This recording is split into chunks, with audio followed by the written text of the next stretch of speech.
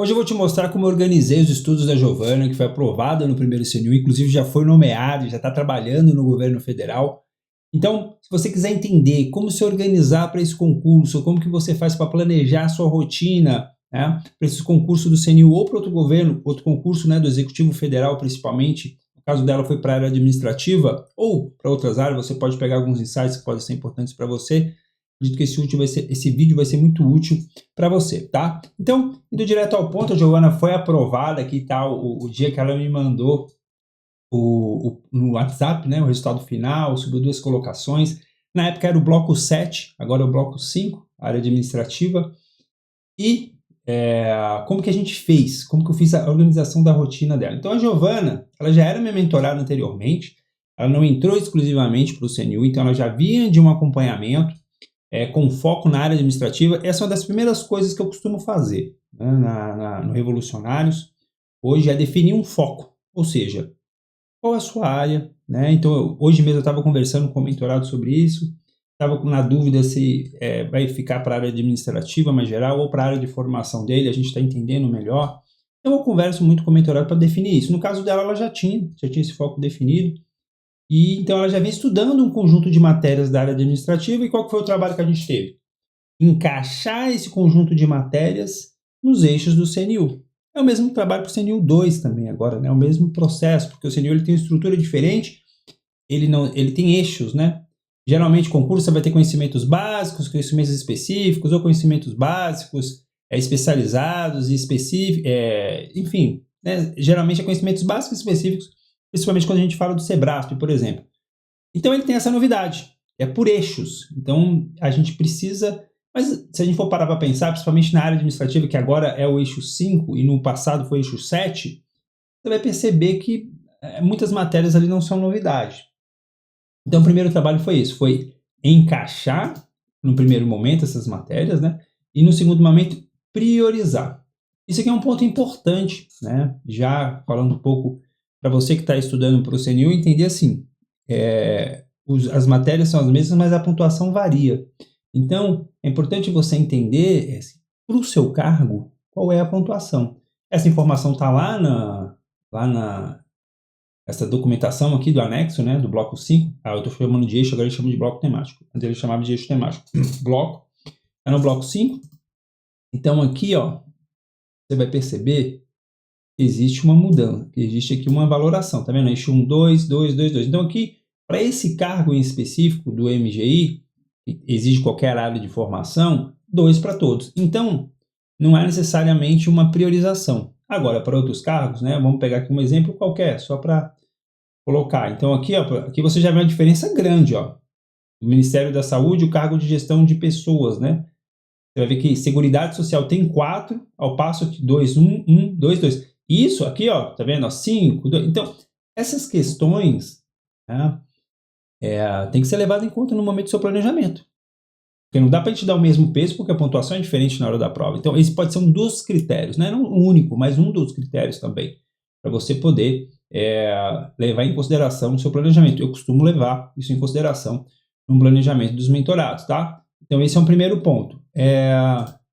Um segundo ponto que é importante é justamente aquilo que a gente falou, né? Você encaixa essas matérias aqui e aí você vai agrupar. Então, basicamente, foi isso que a gente fez, né, no estudo da Giovana. Como ela já tinha uma rotina de estudos, não foi necessário fazer ajustes, né? Não precisei ajustar tanto do ponto de vista de rotina de estudo. O que a gente fez foi só um ajuste de planejamento para ela saber exatamente o que fazer todos os dias, quanto tempo dedicar para cada matéria, né? Por exemplo, é isso que eu faço dentro do Revolucionários. Revolucionários, como eu falei, é a minha mentoria, faz ajuste de foco, método, material e rotina. Aqui, principalmente isso aqui é muito focado em rotina, né?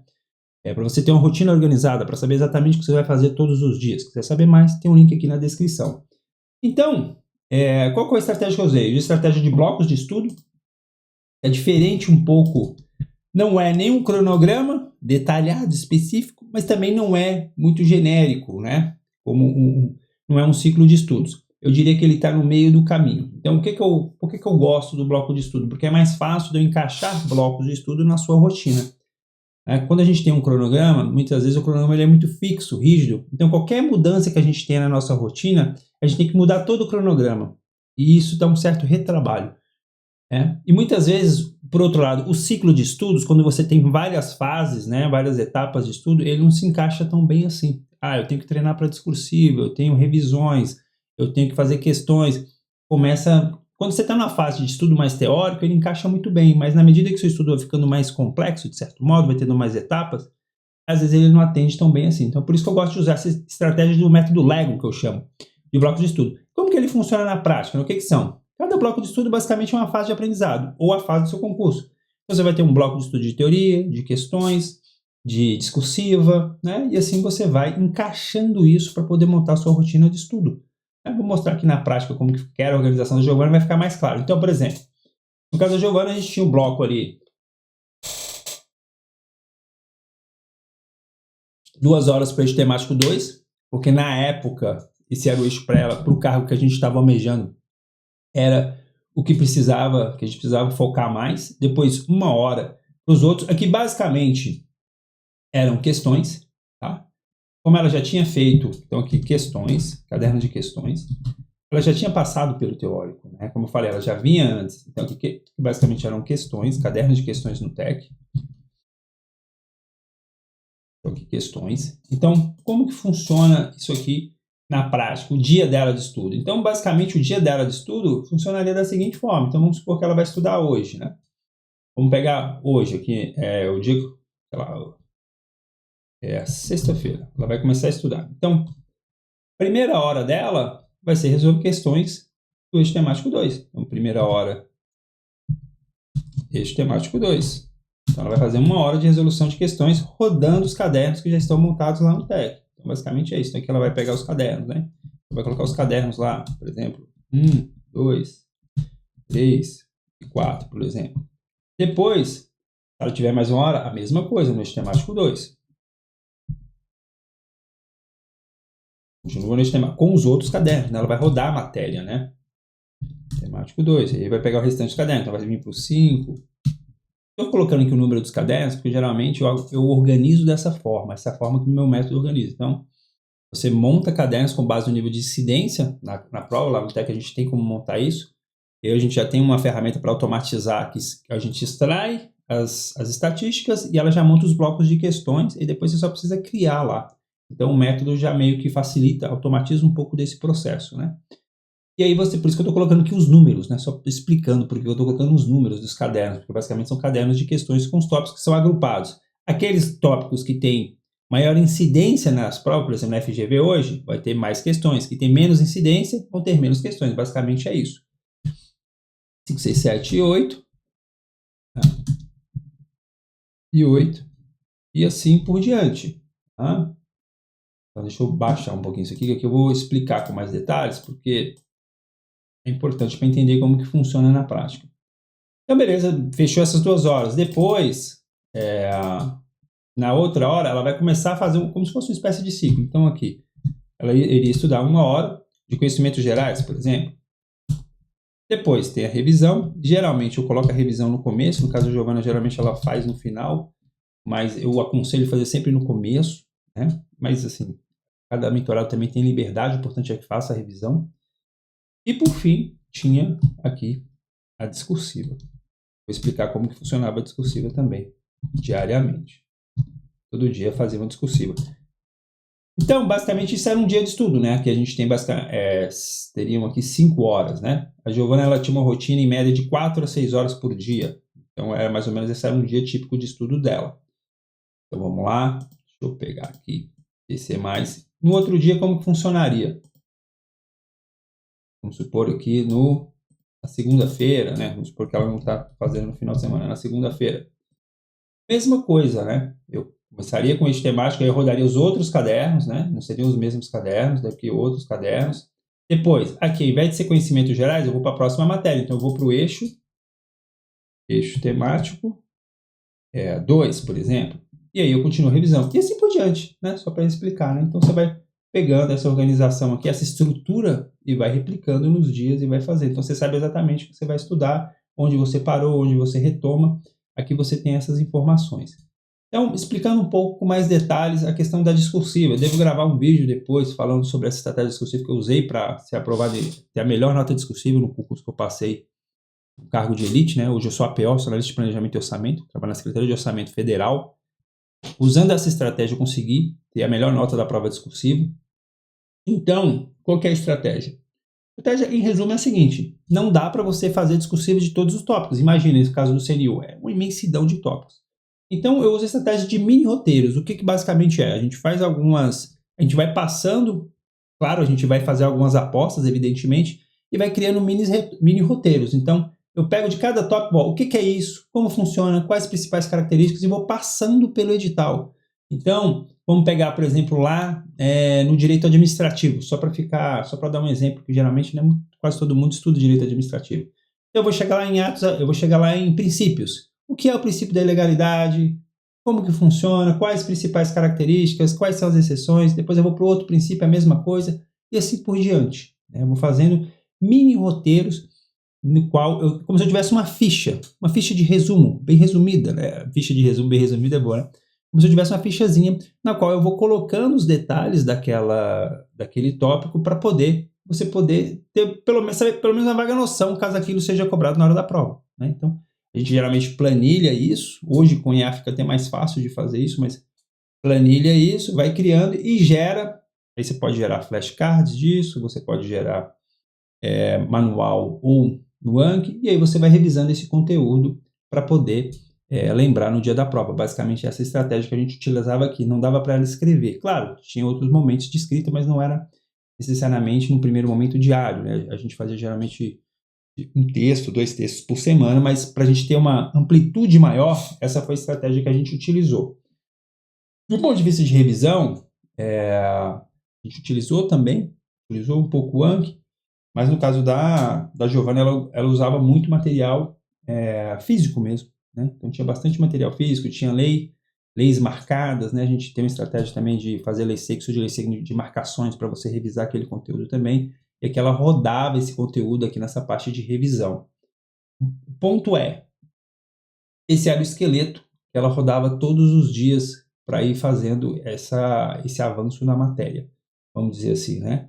Então aqui ela ia fazendo, aí com base nas questões a gente ia vendo também.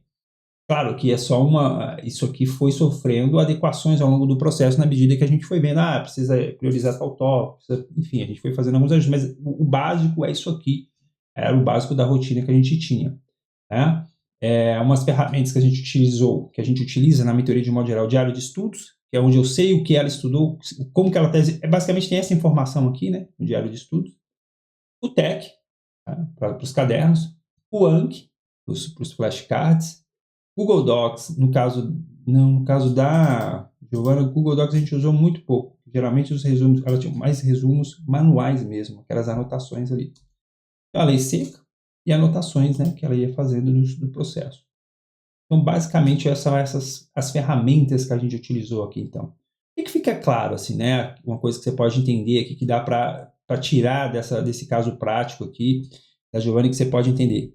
Você vai perceber que no seu estudo vão existir duas fases muito distintas. Uma primeira fase de absorção da teoria, uma segunda fase no qual você vai fazer mais teoria e menos questões e revisão, ou seja, o seu foco é mais absorver teoria, e uma segunda fase na qual é mais resolução de questões e revisão. Então, no caso dela, isso ficou muito claro, né? Principalmente quando a gente chegou no CNU e já tinha resolvido mais questões.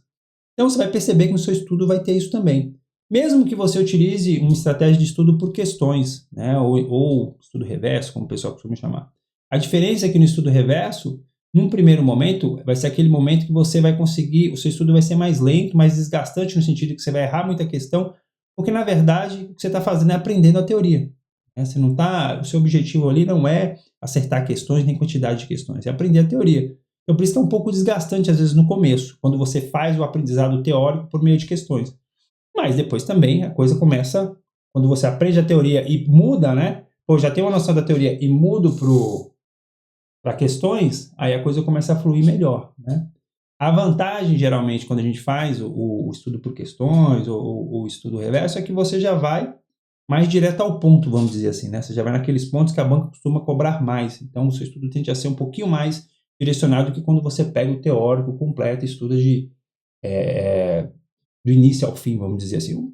Mas enfim, são duas abordagens e que existem e que independente delas você vai notar isso aí. Você vai notar que no primeiro momento, quando você não sabe nada, tem uma vaga noção da matéria, seu estudo vai ser mais teórico, vai ser um pouco mais lento, depois seu estudo tende a ser um pouco mais ágil, mais rápido. Por quê? Porque você já entendeu, teve uma vaga noção, já tem um domínio superficial e aí você só vai ajustando as aparas, vamos dizer assim, né? Você vai se aprofundando, então tem essa transição natural. Essa é uma primeira lição que a gente vê, né? Eu vejo aqui da rotina, eu vejo com vários mentorados, eu vi na minha vida, e certamente você vai perceber, e aí é para você entender um pouco esse processo, porque às vezes o estudo tende a ser no começo um pouco mais lento mesmo, né? Porque você tem o aprendizado teórico, ele exige mais da gente, exige mais esforço, exige mais dedicação, né? Você precisa se concentrar mais, muitas vezes é uma coisa totalmente nova para você, então é normal essa transição.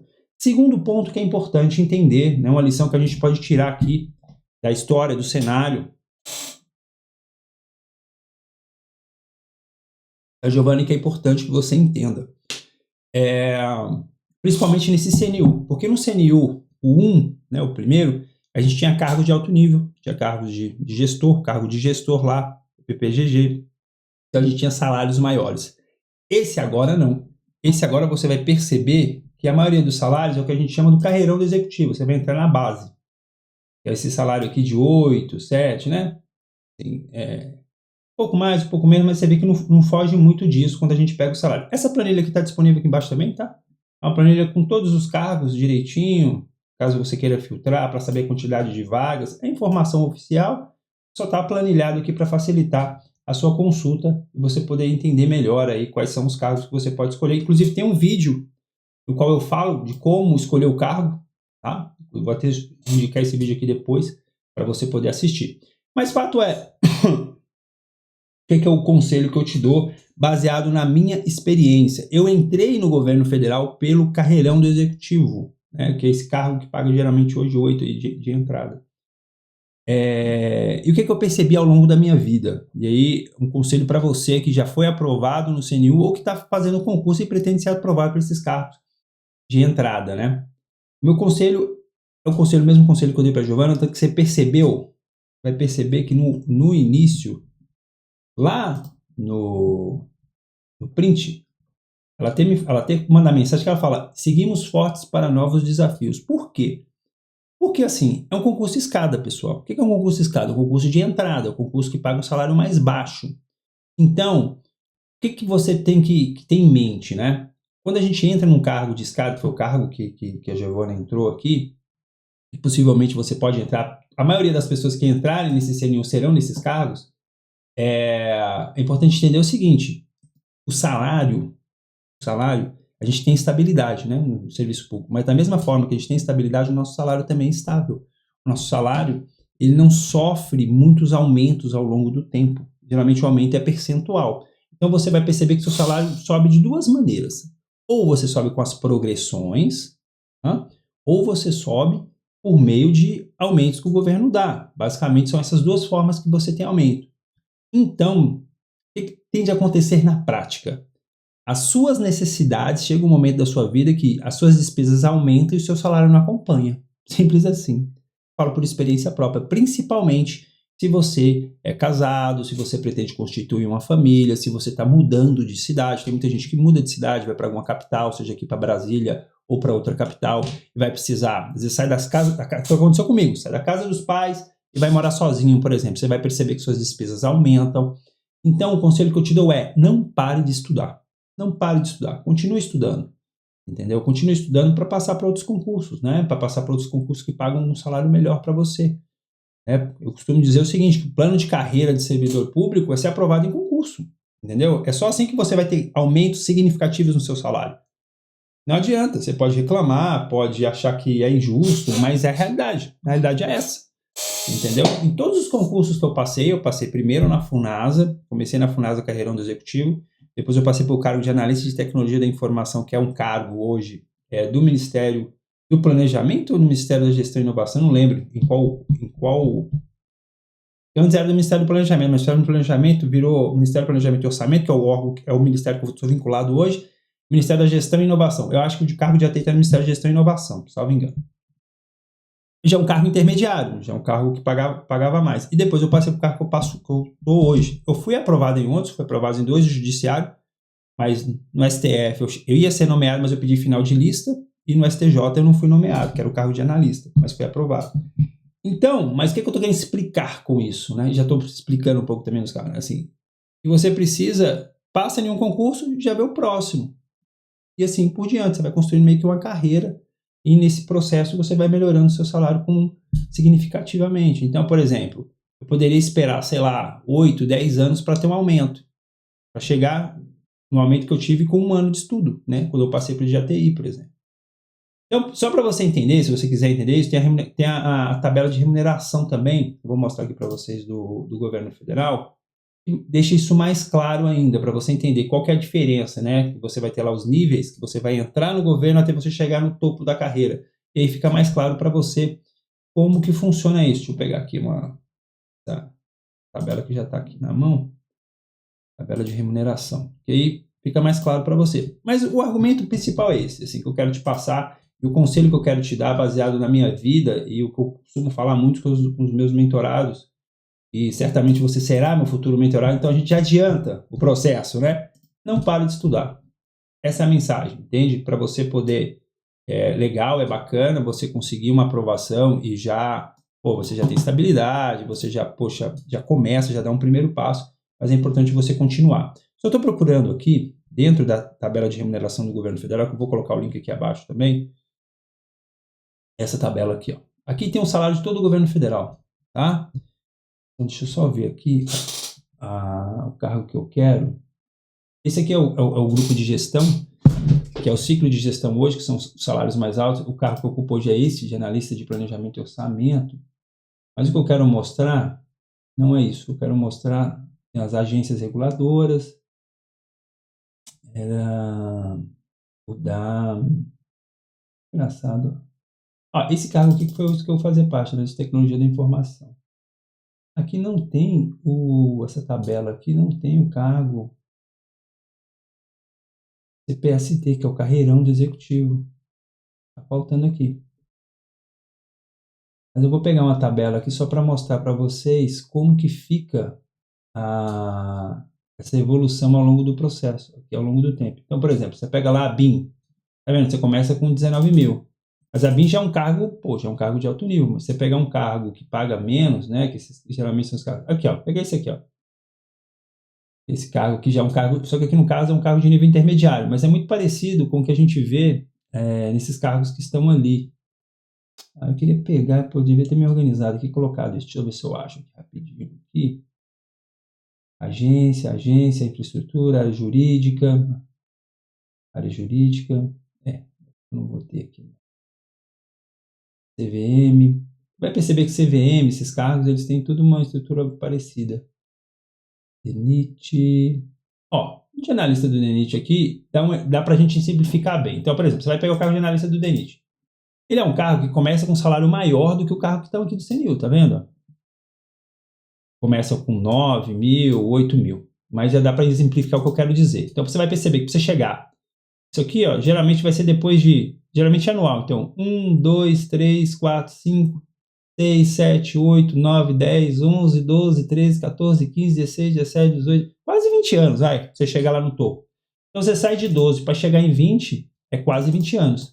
Ao passo que se você continuar estudando, você pode passar num cargo de alto nível e, de 12, sei lá, vamos pegar aqui um concurso da CVM, que é um concurso que é o mesmo salário de ciclo de gestão.